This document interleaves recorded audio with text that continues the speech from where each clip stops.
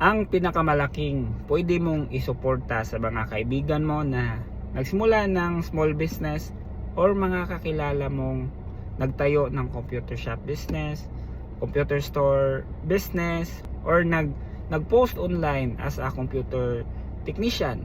Ayun. At yun ay ang dapat i-avail mo yung products and services nila. Sa totoo lang mga boss, no, nakakainis minsan na tayo bilang isang Pilipino, no, sa ibang tao or sa mga sikat na artista, kapag mayroon silang ini-endorse na mga mamahalin na brand, dali nating bumili. Pero sa mga kaibigan natin na nakita mo na kakaumpisa pa lang, hindi mo man lang magawang tangkilikin yung products and services niya.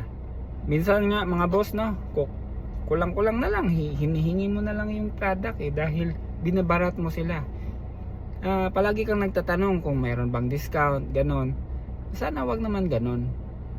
Minsan nga meron pa mga kaibigan na palaging nagpapalibre sa'yo, diba? So yun yung mga kadalasan na nangyayari. Palibre naman friend, diba? So real talk lang talaga mga boss, no, hindi mo sila tinutulungan na para kumita lang, okay? Kapag binili mo yung products and services nila, tinulungan mo sila na maabot nila at ma-achieve nila yung mga goals nila, mga pangarap nila. Talaga madali yung pagdinegosyo mga boss, especially yung mga nag-start pa lang. Ano ko na yan, kumbaga pinagdaanan ko rin yan, kaya ang hirap na mga dinaranas nila. Kaya kung meron kang kakilala na nag-umpisa ng negosyo, tangkilikin mo yung business niya, bilhin mo yung products and services niya. At kung maaari, pwede mo ring i-share yung businesses niya. I-recommend mo sa mga kaibigan mo. Sobrang laking tulong talaga niyan. Walang halong inggit, walang tawad. Support lang talaga sa kaibigan mo.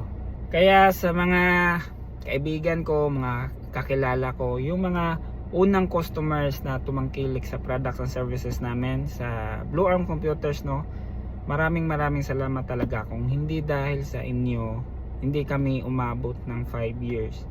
So sana, no, umabot yung time na mabalik ko rin yung nagawa nyo sa akin. And sure naman ako, kahit na hindi ko yun mabalik sa inyo, sure ako na si Lord na bahala sa inyo.